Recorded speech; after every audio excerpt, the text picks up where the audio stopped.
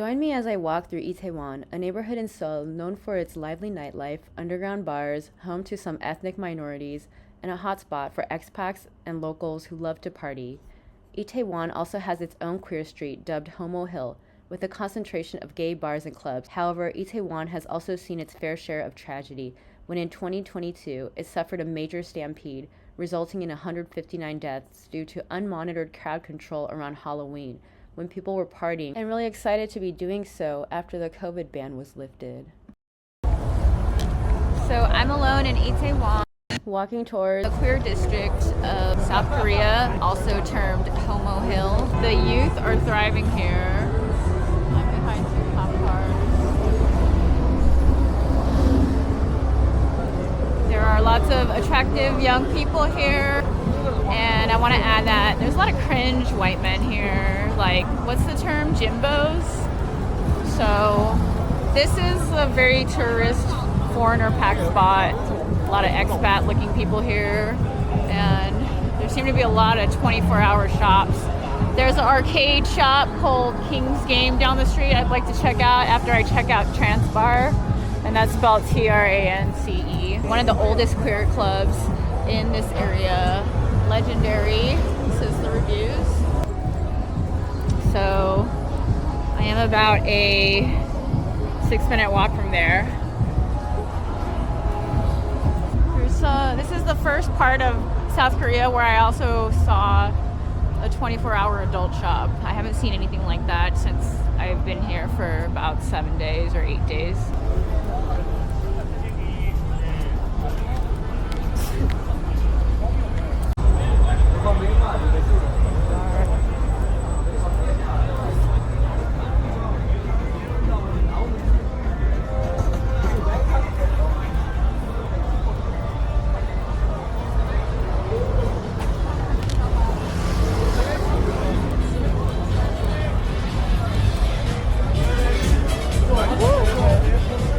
Do I have a what? 15 minutes flight.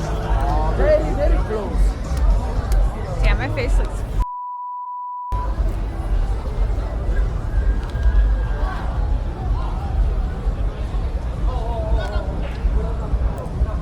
King Pub.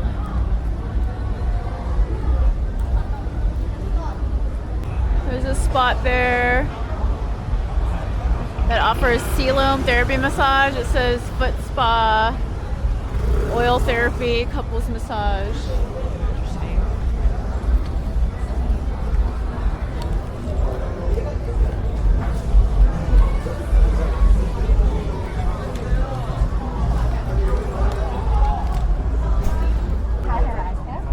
Oh, thank you for coming back. Thank you.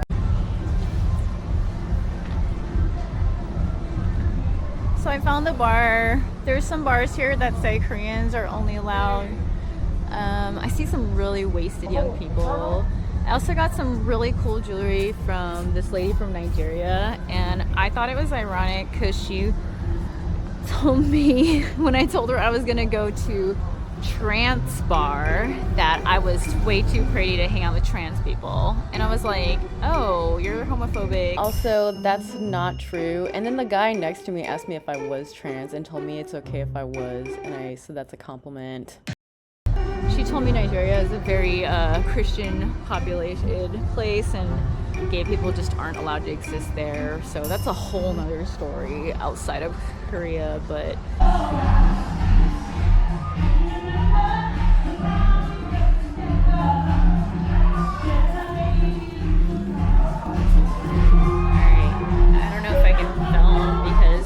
pretty homophobic in this country.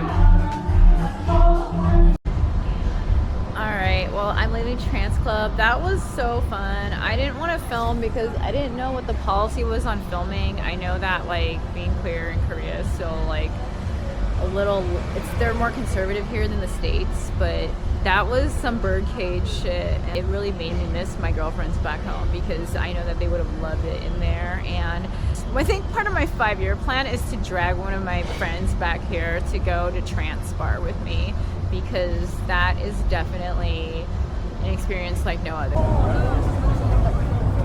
Yeah.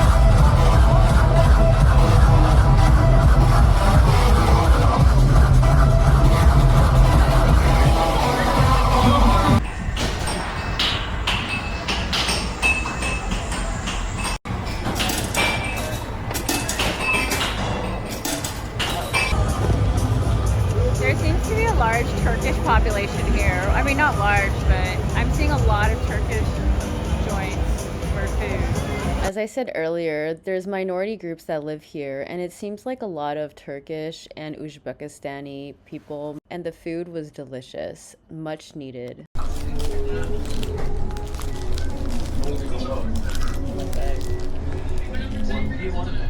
Definitely be ready to spend some time trying to get an Uber or walking a bit further away if you're trying to get a cab ride home. I had to walk all the way to the Korean Memorial Monument to get a ride.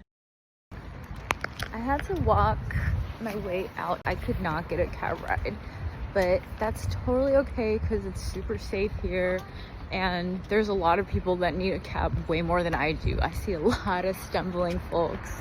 And that's my trip. I hope you enjoyed my video of Itaewon. Until next time.